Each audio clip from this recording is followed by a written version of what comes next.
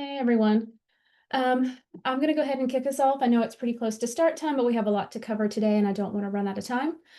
So welcome to the webinar. This is the second one we posted recently from our customer success team. Happy for you to join us.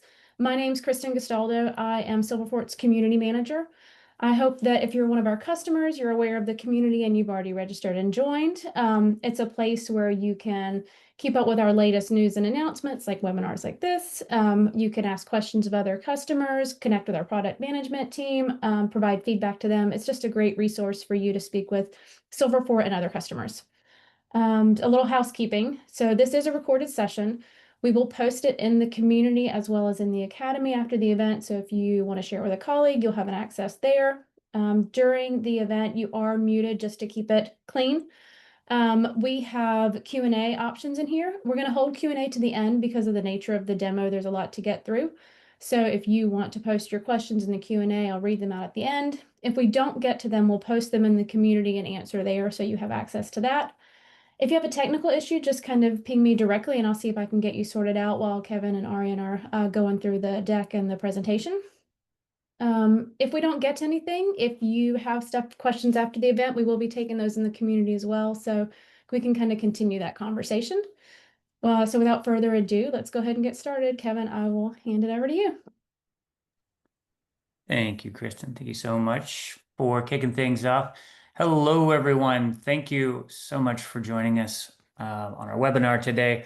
As Kristen mentioned, this is really the first in our Silverfork community series on identity weakness. So again, thank you for joining us. Just a quick disclaimer, this webinar really is designed to inform and hopefully entertain you a bit as well. Identity security is a complex and nuanced topic. So any inaccuracies, misrepresentations, or maybe even oversimplifications in some of the attacks and some of the protections that we're showing today, it's not intentional. As she mentioned, we have a lot that we want to show today. And so we're kind of compressing things down a bit. And I'll echo, if you're an existing Silverfork customer, we'd love for you to help us keep the conversation going in our Silverfork community. Again, we are going to hold Q&A till the end to keep things moving along for you. I promise we'll make time for those questions. But if there are any that don't get answered today, they're going to be posted on our community with discussion to follow.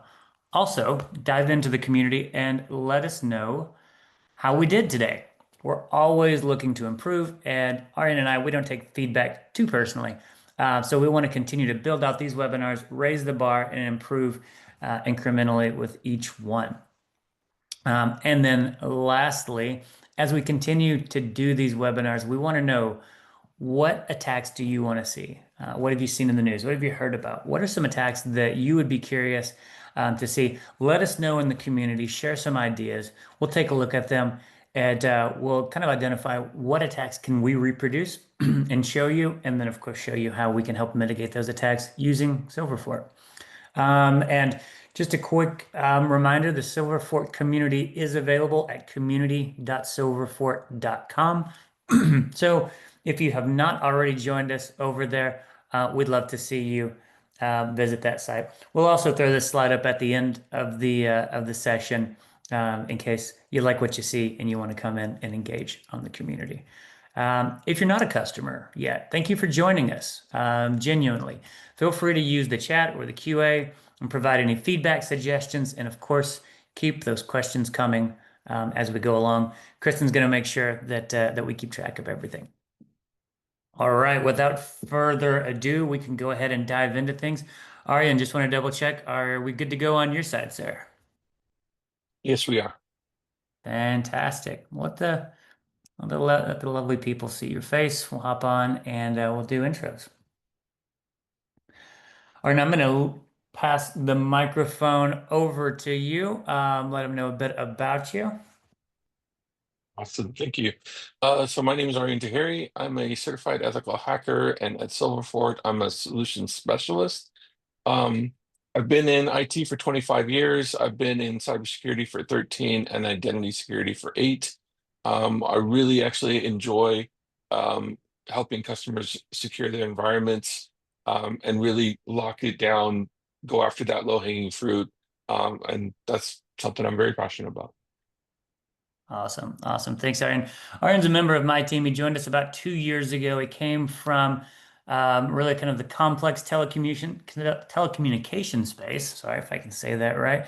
Has a ton of experience protecting complex enterprise environments. And so grateful to have you on the team and have you speaking with us today. So thanks for joining us, Aryan. Myself, I'm Kevin Cox. I'm the Global Director of Customer Solutions here at Silver Fort. We work with our largest and most complex customers across the globe, helping them to design, deploy, and operationalize Silver Fort identity protection for their environment. Like Aryan, I've been in this space for over 25 years. I like to joke that I was patching servers in '99 like it was the end of the world. Some of you on the webinar might have been doing the same there with me. Fortunately, it wasn't the end of the world. I've seen a lot of changes in security in the identity security space. And honestly, I'm looking forward to many more changes to come. I think it's fascinating the protections and controls that we have today compared to many years ago. And that kind of segues us directly into our topic today. Today we're talking weak protocols. Like I said, we're starting this series off, and we wanted to take a look at NTLM and LDAP. These are just two legacy protocols that are standing the test of time. We can't get rid of them. So here in a bit, we're going to talk a little bit about what makes these protocols weak. And we'll talk about why we can't seem to quit using them in our environments. After we talk about them, Aryan's going to actually fire up an exploit. He's going to show us how easy it is to attack and exploit these protocols. And then after that, we'll also show you how Silverfort can help you identify, lock down, and hopefully eliminate these pesky protocols in your environment. All right. Aryan, are we ready to do this? Yes, we are. All right. Looking forward to it. Let's start with NTLM, the weaknesses and how it can be attacked. So a quick history lesson for us. NTLM, it was introduced in the early 90s as part of Windows NT. Became commonplace in Windows 2000. And it was a time whenever security threats, they were just fundamentally different, right? We weren't hyper connected like we were today. There wasn't the cloud. It was just a very different world. And as a result, NTLM, it's designed like many of the core protections that we expect in a modern authentication protocol. Give an example, NTLM doesn't support mutual authentication. Well, what does that mean? The client authenticates to the server, but the server is never validated back to the client, which opens up the door for man-in-the-middle attacks. And I bring that specific use case up because we're actually going to see how that plays out in an attack scenario today. NTLM, again, it's using outdated cryptographic primitives. So it's using MD4 hashing, DES-based challenge response exchanges. All of these things, they're just no longer considered secure by modern standard. We'll see here in a bit how password hashes, they're static, they're unsalted, and it makes it very easy for you to take that hash offline and then crack it somewhere using a tool. And since you've got an offline hash, there's no brute force protection. There's nothing to stand in the way of just keeping and hammering away at that hash until you have the answer. Now, if I compare and contrast that with Kerberos, which those of you on the call are probably very familiar with, we want to use more of that protocol. It has things like that mutual authentication support. It has ticket expiry, encryption, and delegation controls. And again, these are things that are missing. They're just not implemented in TLM. Now, it didn't matter, right? Again, going back in time, it didn't matter. Even in the day whenever NTLM was considered weaker, it was still considered reliable because it allowed successful authentication when Kerberos didn't. Kerberos is a little picky, as many of you may know. It requires time synchronization, DNS, SPNs, and healthy domain controllers. And, back in the 90s and the early 2000s, that wasn't always the case. Our systems and our networks weren't as robust as they were. There wasn't as much high availability or redundancy, fault tolerance built into the system. And so what does that mean for us? Well, that means a lot of these legacy applications, these custom scripts, embedded systems will default to NTLM, right? And in fact, we've even seen applications, especially your legacy applications, that might even be built directly to use NTLM as the authentication protocol and doesn't support something more modern like Kerberos. And so as a result, it persists. It persists. And now, I'm going to chime in with one more example of that, Kevin, if you don't mind.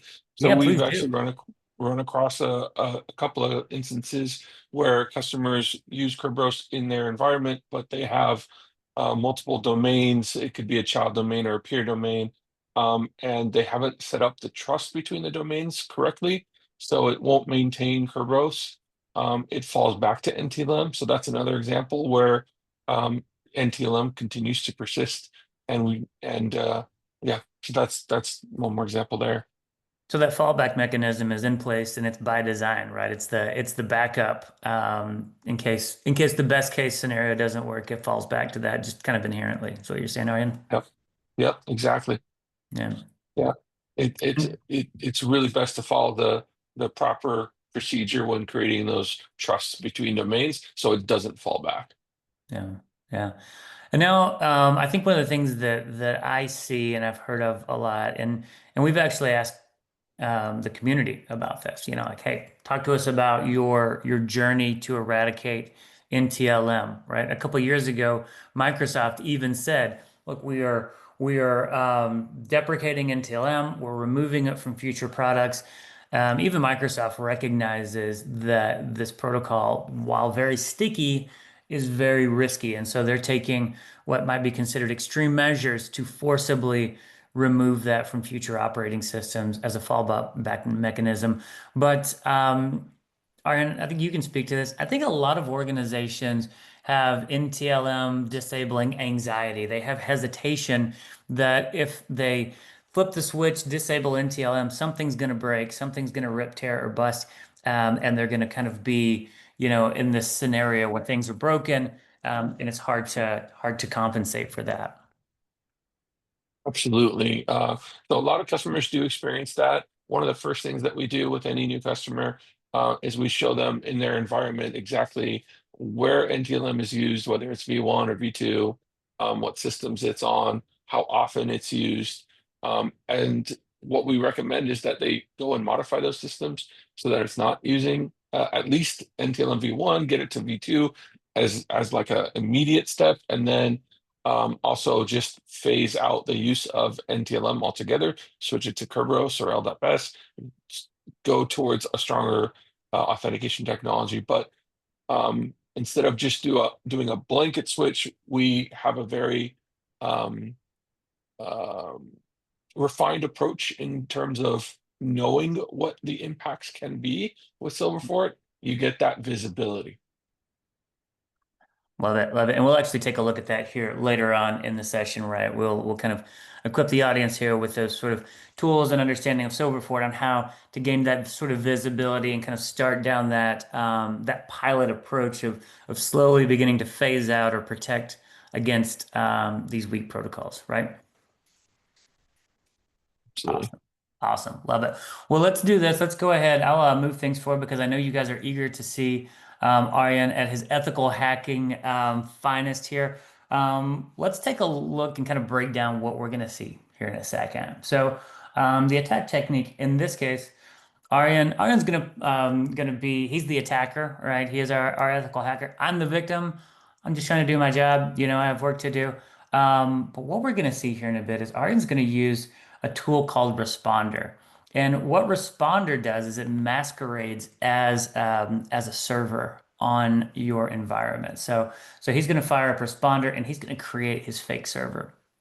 Now, the thing about these protocols, and really even just Windows in general, Windows, has been designed to be user friendly, right? We want our end users to get access to the information and data that they want to. And so, what we're going to see Aryan do is basically what they call an NTBS LLMNR. It's a lot of letters, poisoning attack. So anytime I try to connect to a server using Windows, maybe you've done this where you have to do slash slash server name slash share, right? You type in that.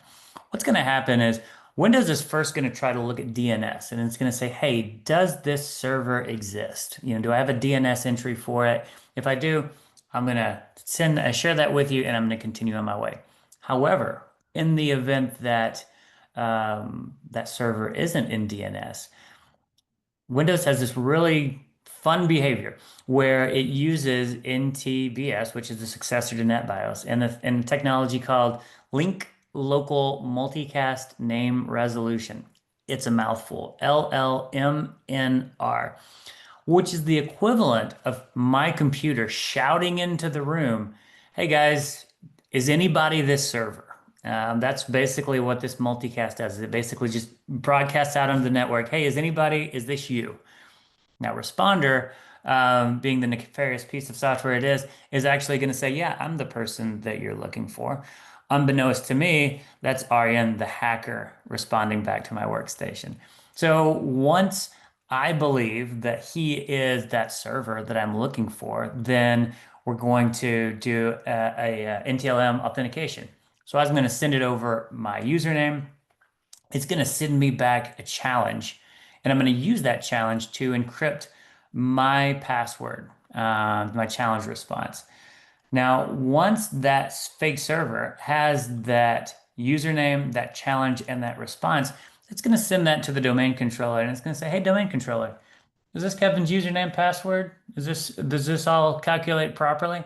And the domain controller is going to say, "Why, absolutely, it is. That is Kevin's encrypted password. That is correct." Now we know this. Now Aryan with his fake server says, okay, I know that this hash is validated. If I can crack this hash, then I can extract Kevin's password and then I can use it for my nefarious deeds. Aryan, did I set that up properly? Did I misrepresent? Is that a pretty good setup for what we're about to see? I think that's a great setup for what we're about to see.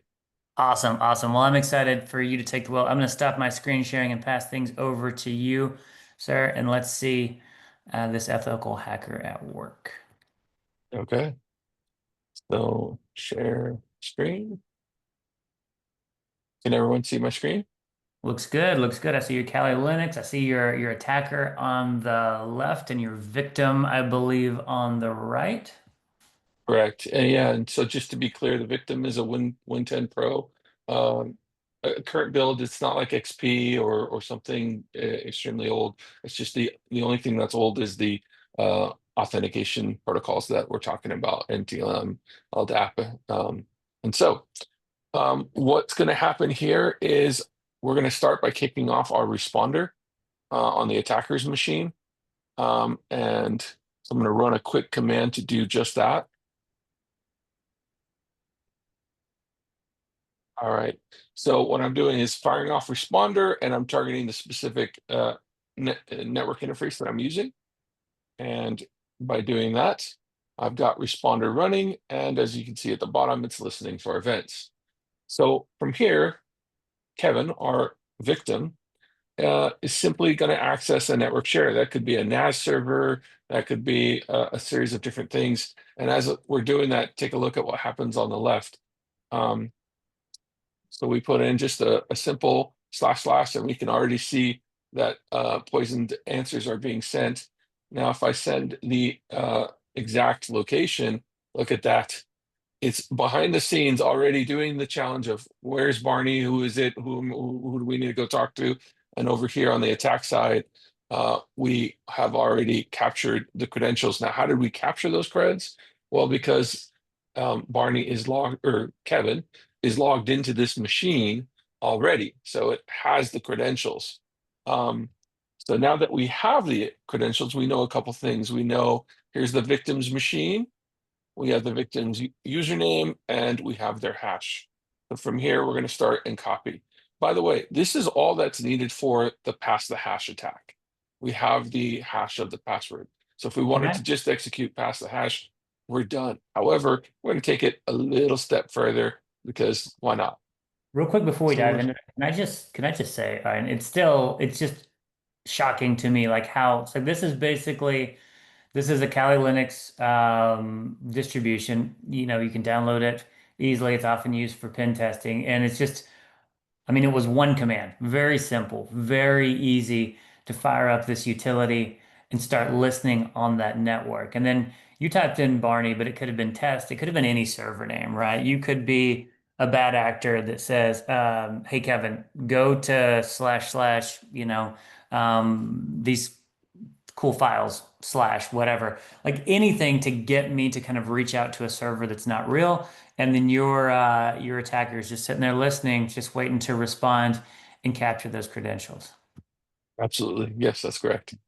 And then me And as an end user, real quick, just to reiterate, I didn't have to type in a username, a password. I mean, just by the mere act of trying to connect to a server, again, this is the weakness in NTLM. Just quickly and easily was able to get those to get that hash. absolutely. Okay, okay. I quit being excited about this. I still love to see this. It's just crazy how easy it is to do this. All right. So now that we have Kevin's hashed password, we're going to paste that um, into this file. So it's an empty file. We're just pasting it in here. We're going to close out, and what's at the bottom is saying, do you want to save it? Yes, I do. And yep, that's the name I'm going to give it. And now I can crack that password offline. Now, in order to do this, I'm just putting in what we're going to use. Yeah, there we go. So what I'm doing is I'm running John the Ripper. It's a common password hacking tool. Um, I'm passing the hash that we just saved into that hash file. And then I'm also giving a word list. Now, mind you, you don't have to use a word list with John the Ripper. It will just go through and start cracking that password. Depending on the length and complexity of the password, it might take anywhere from, seconds, minutes, hours, days, or weeks, depending on the length and complexity of the password. For the purposes of our demo, I have it in the word list. And by passing that, we can see how instantly quick it crafted the password. Again, you don't have to use a word list; it'll just take more time. But for the purpose of this demo, we have it in there. And yes, we've got Kevin's password tacos for life.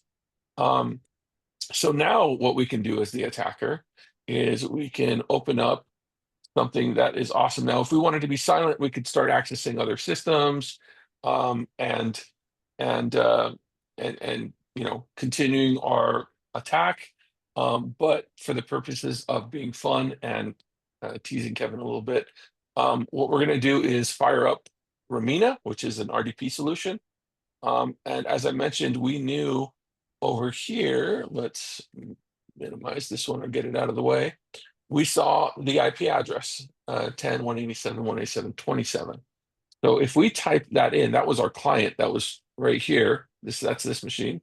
If we type in 10.187.187.27, and this is assuming this customer does not have Silverfort. If we access that system, we can type in kcox. We know what that password is. So we're going to come over here and copy that password just so I don't type it. Paste that in. We can check. Yep, that's correct. This is the victim's corporate domain. We access that server, and guess what? Now the attacker just booted that person off of their machine. And look at what's happening on the left. There I am. So now we're going to show the same exact scenario of trying to reach out to that machine, but with a slightly different approach. What we're going to do is disconnect here and log back into here. Actually, I'll turn on the policy because that takes just a minute. So we're turning on an MFA protection policy. And in this scenario, we're assuming the customer does have Silverfort and they are set up with these extra protections. Hey, Aryan, real quick, do we need to take a look at that policy? Just so the audience knows what you put in there to do what you're about to do, or is it something we want to save for later? Yeah, we could take a quick look at it. Okay. And I'm just typing in that password. Okay, so the victim is back on their machine, and what we're going to look at on the policy, here we are. So we're talking about a policy that takes Kevin is reaching out to really any domain computer and doing a connection to it. It's going to be NTLM because that's what we're referencing. Um, and as we're here, we're just waiting for this to update. So what this is doing is, as we turned on this policy, we toggled it on, it updates our nodes and says, okay, here's the new instruction set to enforce. So now Okay. our nodes have that. And to add I'm on not to going to that, do too deep of a dive on the policy itself, but I think high level, this is what it's showing. Um, and what we can do is I will tell you that we have Silver Fort right here already registered and paired. So now we can see what's going to happen in that instance. So the attacker is here. They're going to reach out again. They're going to use Kevin's credentials, paste in that password. Yep, we can see that's correct.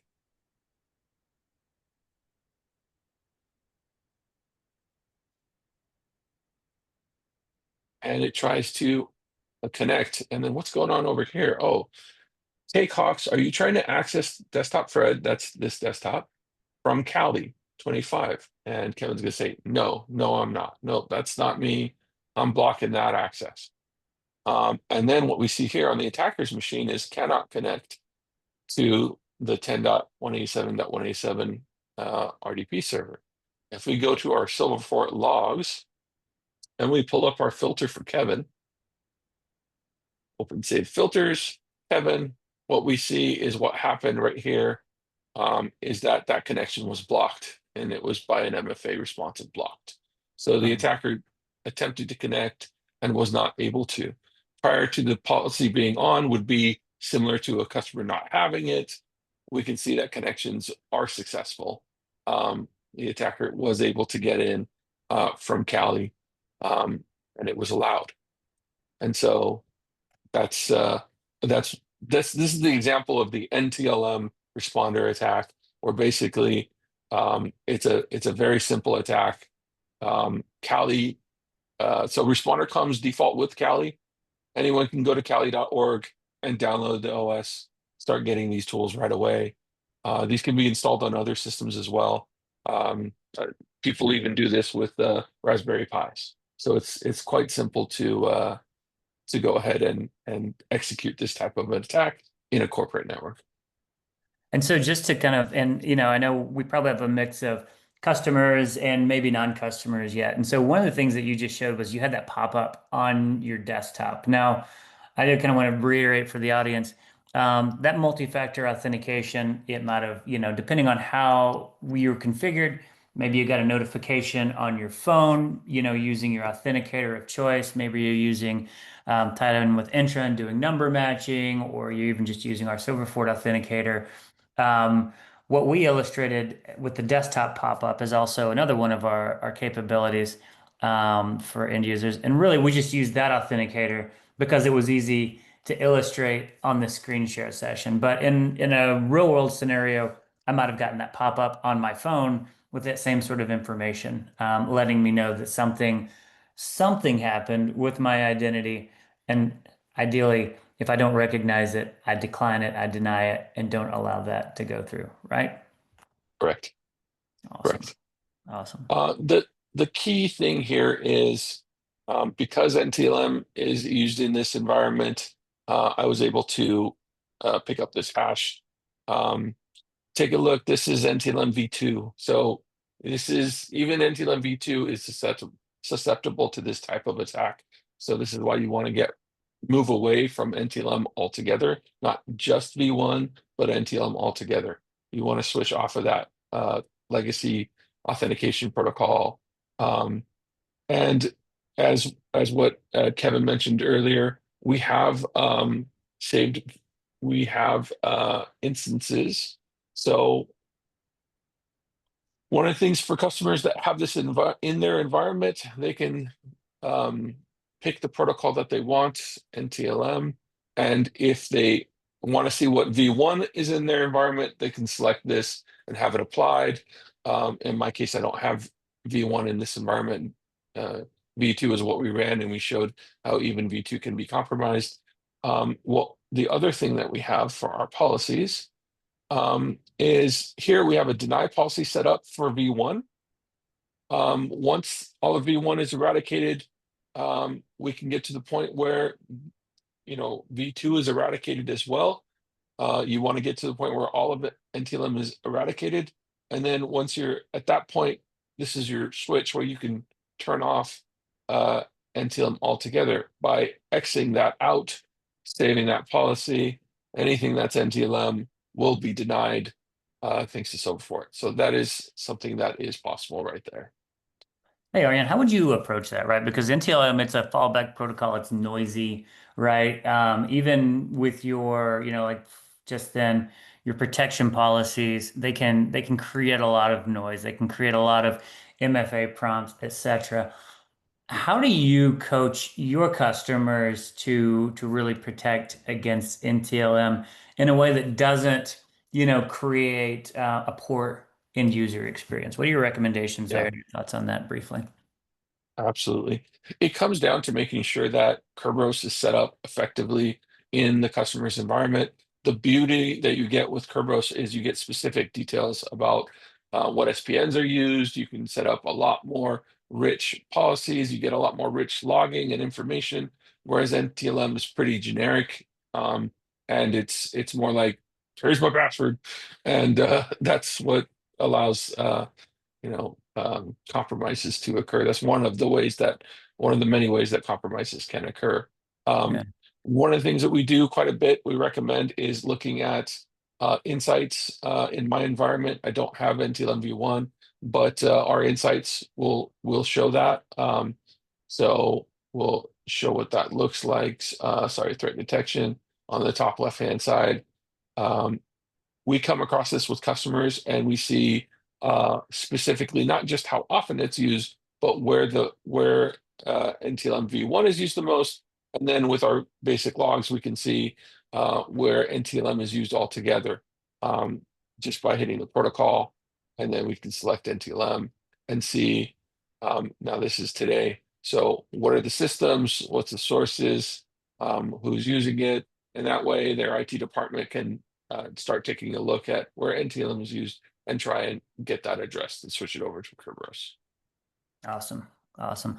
I know we need to move along. I think too, one of the things that comes to mind for me, avoiding that noise for the end user. A lot of the conversations we have that I've seen are really about using these tools to monitor and identify where that NTLM is, right? And then using that reporting to try to, root out the sources of the NTLM and I'll say stop it at the source, if you will.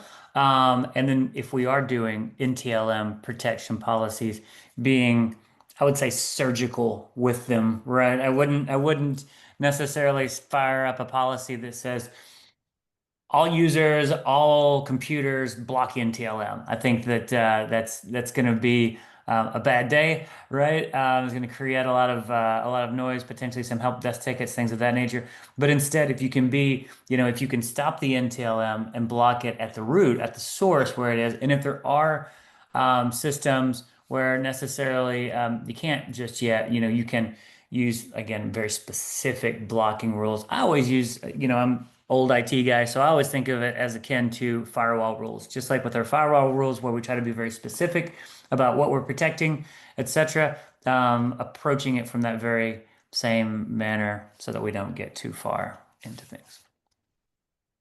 I Completely guess agree, 100%. the term is what? Blast radius. We want to keep we want to make sure that we contain the blast radius and don't create more challenges for ourselves. Well, awesome. I'm looking at time. I know we have about 9 minutes or so. So well, I say if we want to leave like 15 minutes or so at the end, we've got 10:36 my time in the Central Time Zone. I'm going to pivot over to my slides on LDAP and tee that up for you. Sound good? Sounds great. Beautiful. I'm going to There, steal the screen share. And we got some great questions coming in. Again, any that we don't address through the conversation, we're going to make sure we address them for you here in just a bit.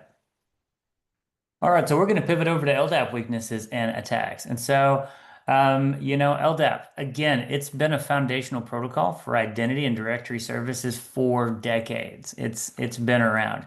It's lightweight, it's flexible, but it also creates some persistent security and operational risks for us. And again, especially in those sort of legacy environments.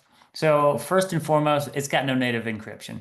Out of the box, LDAP is going to communicate over port 389 and it's going to transmit everything, including your usernames and your passwords in clear text, which makes it extremely easy to capture, intercept, and compromise. Unless you explicitly configure it to use secure LDAP over TLS on port, 636, your data is going to be fully exposed to that interception on the network. And it makes it just an easy target for your attackers in those environments where internal traffic is just trusted. Some other things to know about LDAP. It supports strong bind options, but a lot of older systems use a simple bind, which is static credentials, no integrity, just sending that across the wire. And if we ever have environments where credentials are reused across systems, which never happens in our environments, right? Hard coded into scripts or stored in plain text or in configuration files, then that allows, again, I go back to the word blast radius, that increases that blast radius. And so if an attacker, if they get access to them, they can impersonate services, escalate privileges with not a lot of effort. And then the last thing, again, as a legacy sort of protocol, and really actually very powerful, LDAP directories, they have a lot of useful information beyond authentication data. They hold metadata, group relationships, access controls. And environments where maybe that data is overexposed or it lacks proper access controls, this allows users or attackers to enumerate the environment and then leverage that to employ more sophisticated attacks as they need to. So attackers can use this to map out accounts, identify high value targets, craft lateral movement attacks. Again, it's just LDAP is a easy way for bad people to get lots of visibility into your environment. I think one of the things that we see, I think Aryan, we still see LDAP unsecure employed in applications and stuff. In my opinion, or at least in my experience, it's not uncommon for time-strapped teams to activate a new solution using LDAP over 389 without encryption, just as a quick and dirty setup. We just want to, get this step done and make sure that we can move on with other, steps. And then maybe those teams neglect to go back and they neglect to reconfigure LDAP secure before moving the system into production. It's not an instance of people, inherently wanting to do, let's say insecure practices. It's just we're busy, we're moving, right? Oh, by the way, Aryan, is LDAP working? It sure is. Okay, do we go back and look to see if it was secured using LDAP-S? Maybe that got skipped. It just creates this sort of risk, this persistent risk in the environment. And it's something that we have to be intentional about ensuring those protection mechanisms are in place because, again, LDAP is inherently insecure, right? Absolutely. Yeah. We see it all the time, exactly as you said.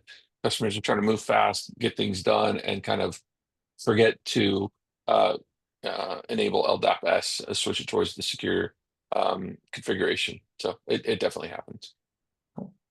All right, well, let's go ahead and take a look. This is a really simple attack technique. We actually probably should have started with this one. It's so simple. But once again, I'm going to play the role of the victim. And this time, I'm just wanting to, communicate with a server, or we want to authenticate with the server. Actually, I think in this demo, Jafar is the user account being used, but that's another time. Regardless, Aryan, he's the attacker. He's going to fire up his attack tools, and he is going to execute a man-in-the-middle attack where he is watching all of the traffic, all the communication that's happening. And me as the victim, I never even knew it was happening. So, Aryan, are we ready to fire up your next attack exercise? We sure are. Awesome, awesome. I'll pass the screen share over to you, sir.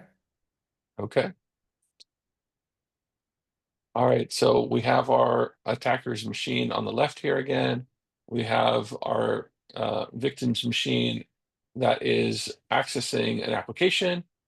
In this application, they're configuring LDAP, and they're just doing a quick test connectivity, so we get to see that go across.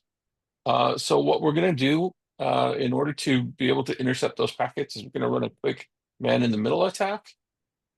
So here we go. We're running BetterCap. There's ARP spoof and other solutions as well. BetterCap is the tool we're going to use.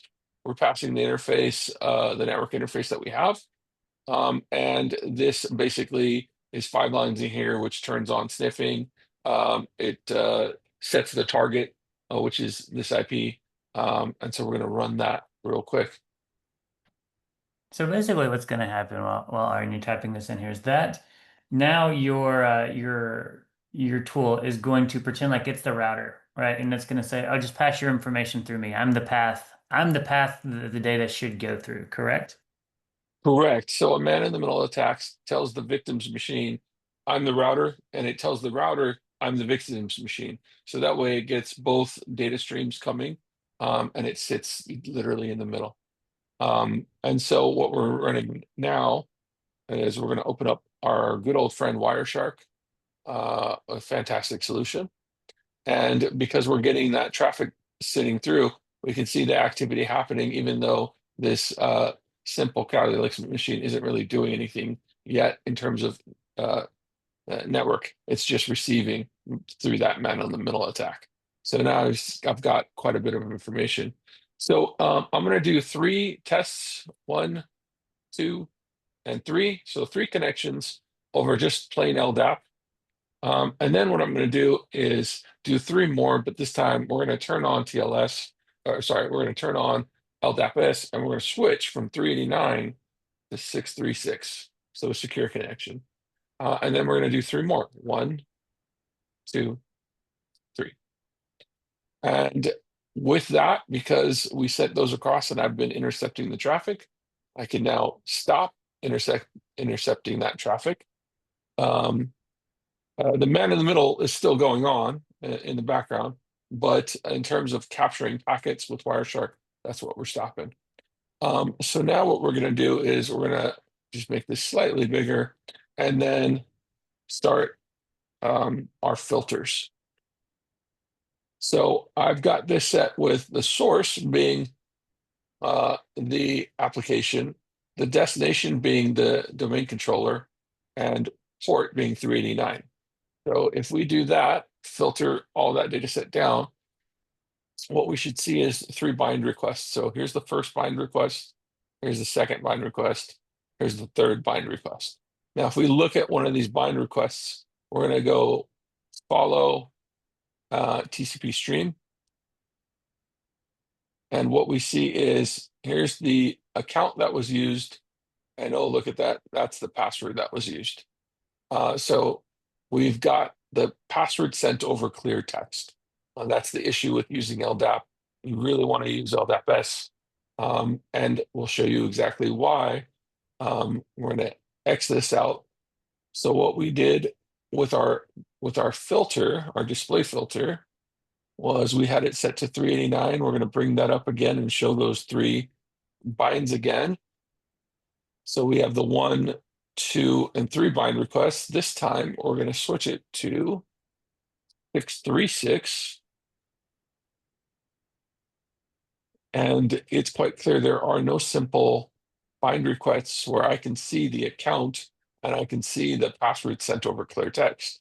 In fact, I'm going to start up at the top. This is all the traffic between that application, the DC, over port 636. And as I'm going down through each one of these, I can see that these are all encrypted.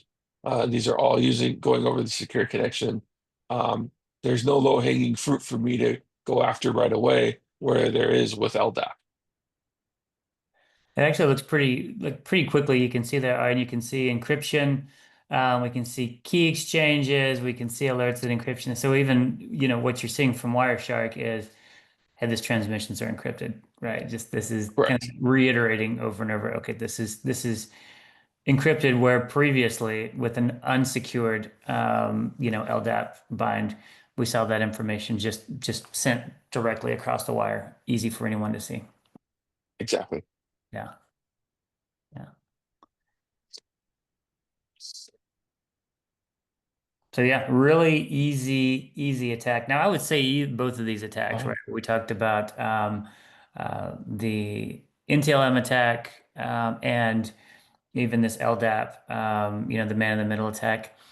We know that your security teams are going to be putting in multiple security controls within your organization to help prevent these types of attacks. And so this goes to say Silver Fort is definitely, an additional tool in your overall security posture and your overall security solution. So, you might have been looking at this and you say, well, Aryan, like you got to take some work to be a man in the middle. And ideally, you do have those security controls in place. This is, again, just quickly and easily illustrating these inherent flaws with these security protocols that we're talking about today. yeah. The other thing I just wanted to mention, Kevin, is if we look at starting from the top, we see 3 LDAP S connections that went successfully across. We see 3 LDAP connections and clear text that were sent across. If we look at the timestamp, these 6 are all together. This was me doing a little pregame test prior to us being ready and presenting, and same with these others. So the other aspect is we get to see in an environment, if we wanted to, we could see where is LDAP used. So if we go to that auth protocol, um,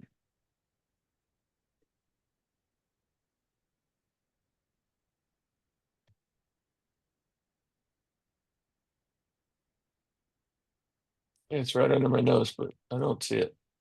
I'm sorry, which you were looking for. You've already got the protocol values. Go just look above Oh, the. there it is. Yeah. Thank you. Yep. So if a customer wanted to see in their environment, where is LDAP used? Any instance where LDAP is used and not LDAP-S, they can quickly filter down and see that, see what that application is, what's going on, and get that visibility right there. Yeah.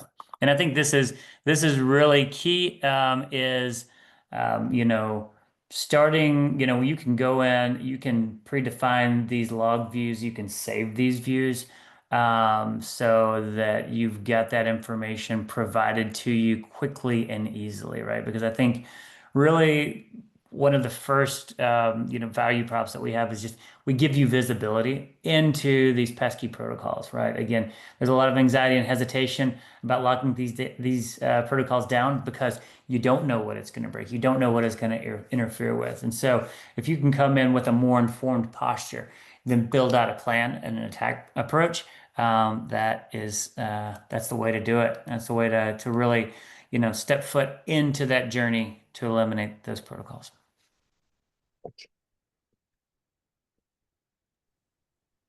We All also right.